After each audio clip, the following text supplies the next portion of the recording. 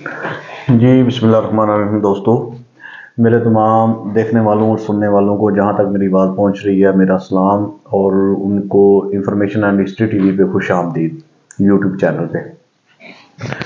دوستو، آج میں جس ہستی کا تاریخی ہستی کا ذکر لے کر آیا ہوں اس کا ایک چھوٹا سا خلاصہ۔ تو یہ جب ان کو میں نے پہلی دفعہ میں نے بھی سنا تھا تو مجھے بھی بہت حیرانگی ہوئی تھی، اور ایک بہت زیادہ دل میں خوشی اور مسرت اور ان کے لیے محبت اور عقیدت پیدا ہوئی تھی۔ تو امید ہے کہ یہ ویڈیو پوری دیکھنے کے بعد آپ بھی انشاءاللہ العزیز اس شخص سے عقیدت اور محبت کا رشتہ استوار کر لیں گے۔ جی تو چلتے ہیں اپنی ویڈیو کی طرف۔ جب اسے امام مظلوم حسین علیہ السلام کی شہادت کی خبر ملی تو پتھر پر اپنا سر کو مارنے لگا اور اس قدر زخمی ہوا کہ خون میں لہولوان ہو کر بے ہوش ہو گیا۔ وہ اس وقت تک صدمے میں تھا، وہ افسوس کرنے لگا کہ اپنے امام کی مدد کے لیے کربلا نہ پہنچ سکا۔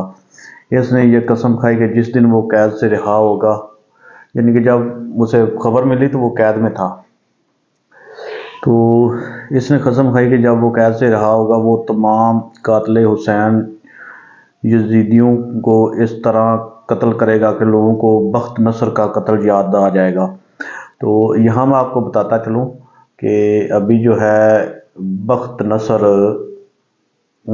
وہ قدیم عراقی شہر یا سلطنت بابل شہر کا یا بیبلون کا بادشاہ تھا، جو آج سے تقریباً 5000 سال پہلے جو قائم تھی، یا اس سے بھی شاید زیادہ ہو، یا 5000 سال قبل مسیح ہو، یا اب سے 5000 سال ہو، لیکن 5000 سال ہی آپ پرانی کر لیں۔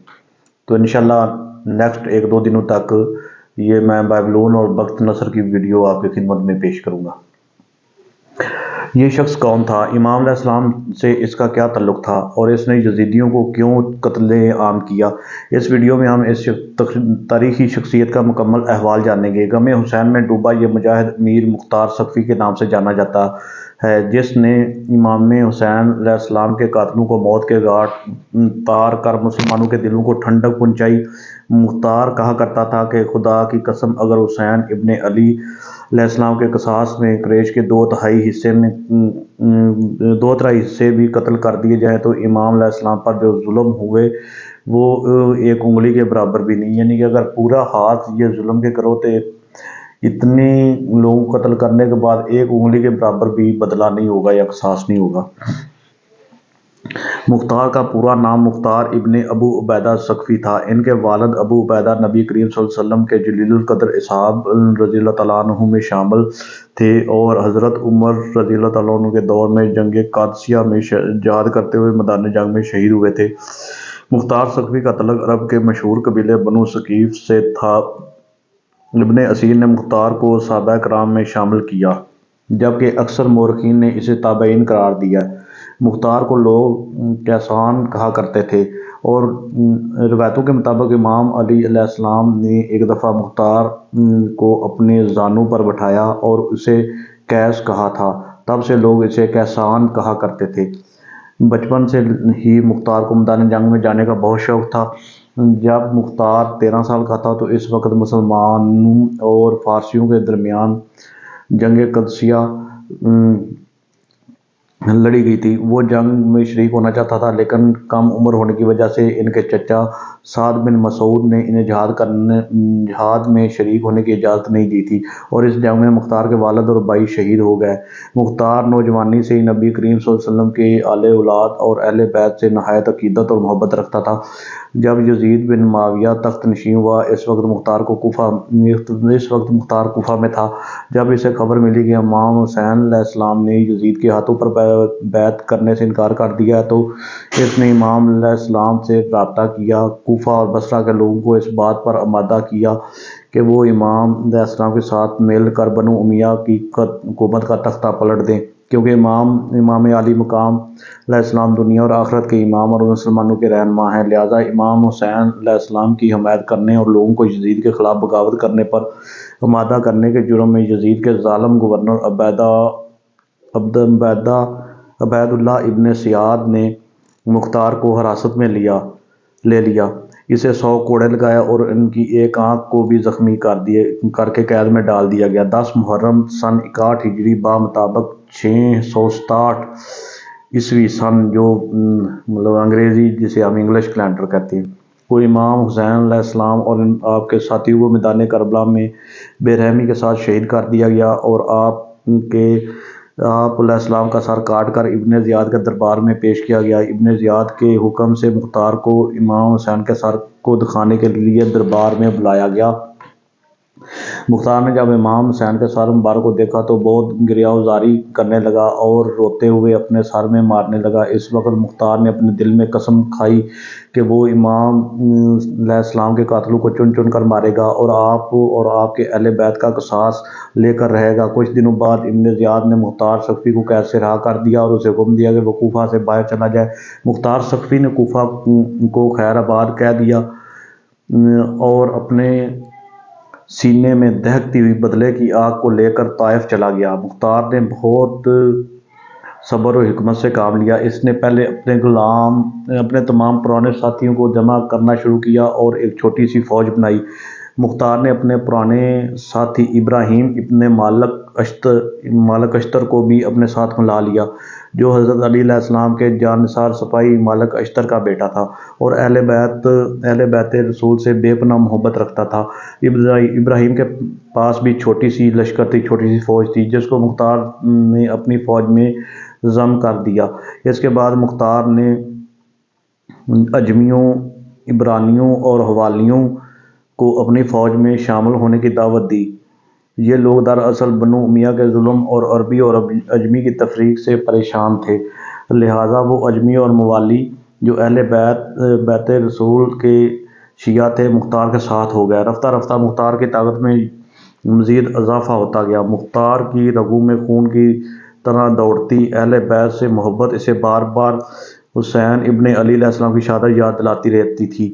مختار اب قیام کے لیے تیار تھا۔ مختار اللہ رب العزت کے دربار میں دعا کی کہ اسے تب تک موت نہ آئے جب تک وہ ایک ایک یزیدی کو قتل کر کے ان کے ناپاک وجود سے اس زمین کو پاک نہیں کر دیتا۔ مختار نے سن 63 ہجری بمطابق 669 عیسوی میں پہلے کوفہ پر حملہ کیا۔ اس وقت عبداللہ ابن زبیر نے عبداللہ ابن مطہ کو کوفہ کا گورنر مقرر کیا تھا۔ مختار نے اس سے جنگ کی اور کوفہ پر اپنی حکومت قائم کر لی۔ 66 ہجری بمطابق 672 عیسوی میں مختار نے اعلان کیا کہ وہ امام حسین علیہ السلام اور آپ کے اصحاب کے خون کا بدلہ لے گا، لہٰذا کوفہ کے شیعہ بھی مختار کے ساتھ ہو گئے۔ امیر مختار سقفی نے اپنے دربار میں ایک شخص کو مقرر کی۔ ہاں، یہ چیز بہت اہم ہے، یہ آپ ذرا غور سے سنیے گا۔ امیر مختار سقفی نے اپنے دربار میں ایک شخص کی ڈیوٹی لگائی کہ وہ ان تمام 9 لاکھ فوج کی جو یزیدی فوج تھی اس کی لسٹ بنائے جنہوں نے بھی کربلا میں ظلم کیا ہے اہل بیت پہ، ان کے نام لکھے۔ اس شخص نے تقریباً سال سے زیادہ عرصہ لگ گیا، اس نے مکمل وہ لسٹ تیار کی اور کوفہ امارت کے امیر مختار سقفی کو یہ لسٹ جو ہے پہنچا دی، جس میں ان لوگوں کی ایک لسٹ بنائی جو میدان کربلا میں یزیدی لشکر میں شامل تھے اور جنہوں نے امام علیہ السلام کے قافلے پر حملہ کر کے انہیں شہید کیا تھا۔ اس فہرست میں جتنے لوگ بھی شامل تھے، مختار نے ان تمام لوگوں کو تلاش کروایا اور انہیں چن چن کر قتل کرنا شروع کر دیا، جن میں شمر خولی عمر بن سعد شامل تھا۔ کہتے ہیں کہ جب مختار قاتلین کو پکڑتا تو ان سے پوچھتا کہ کربلا کے مقام پر تم نے امام علیہ السلام پر کیسے کیسے ظلم کیا، تو وہ پوری داستان سناتے اور مختار اس داستان کو سن کر زار و گفتار روتا تھا۔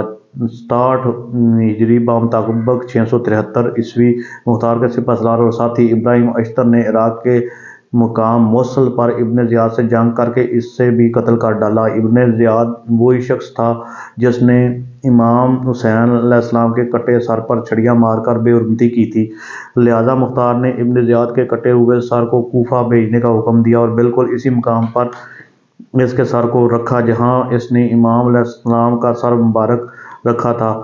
ترمذی شریف کی روایت کے مطابق جب ابن زیاد کے سر کو کوفہ کی مسجد میں رکھا گیا تو ایک سانپ ظاہر ہوا اور اس کے ناک کے ایک نتھنے میں داخل ہو کر دوسرے سے نکل آیا۔ اس طرح اس سانپ نے 3 دفعہ یہ عمل دہرایا اور وہاں سے چلا گیا۔ اس عبرتناک منظر کو اہل کوفہ نے اپنی آنکھوں سے دیکھا۔ اس کے بعد ابن زیاد اور عمر بن سعد کے سروں کو مختار نے امام حسین علیہ السلام کے بیٹے امام سجاد علیہ السلام کے پاس مدینہ بھیجا، جسے دیکھ کر آپ نے مختار کے حق میں دعا فرمائی۔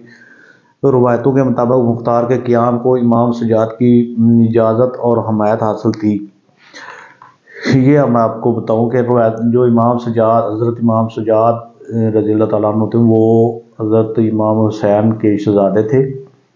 جب مختار نے کوفہ پہ چڑھائی کی تو اس وقت مختار کو ان کی مکمل اجازت اور حمایت حاصل تھی، اور یہ مختار سقفی کے لیے دعا گو بھی رہے اور اپنی دعاؤں میں یاد کرتے رہے اس مشن کے دوران جتنا بھی یہ آپریشن تھا۔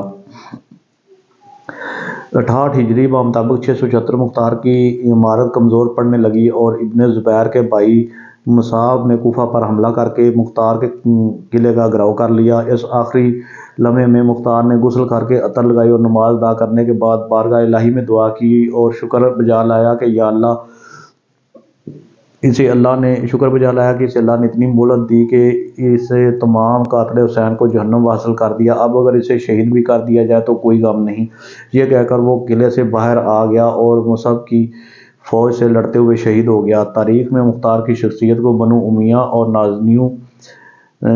نازبیوں نے بہت بدنام کرنے کی کوشش کی، لیکن مختار آج بھی ہر محب حسین کے ہیرو ہیں۔ غم حسین میں زخمی دلوں کی ٹھنڈک ہے اور مختار کے چاہنے والے آج تک اسے شدید عقیدت و محبت رکھتے ہیں جو قاتلین حسین پر موت بن کر گرا۔ تو دوستو، یہ تھی آج کی ویڈیو، اور میں ہزاروں کروڑوں بار لعنت بھیجتا ہوں یزید پر، اس کے حواریوں پر، اس کے فالورز پر اور اس کی آنے والی نسلوں پر، اور انشاءاللہ قیامت تک ہر مسلمان یہ لعنت بھیجتا رہے گا اور اس کی قبر پہ کتے ایسے ہی پیشاب کرتے رہیں گے جیسے اب کرتے ہیں۔ باقی اس ویڈیو میں اب یہ دیکھیں کہ صرف ایک اکیلا تنہا انسان تھا، حضرت مختار سقفی اکیلا نکلا تھا، تو کیسے اس کے ساتھ کارواں بنتا گیا، کیسے فوج ملتی گئی اور یزید کے خلاف وہ کھڑا ہوا اور اس نے تمام قاتل اہل بیت کو جہنم واصل کیا۔ ٹھیک ہے، تو یہ اللہ کی طرف سے ایک جو اللہ نے اسے ہمت دی، طاقت دی، اور ایک اس نے بدلہ لینا تھا۔ اللہ پاک نے ان لوگوں کے ساتھ بھی وہی کچھ کرنا تھا۔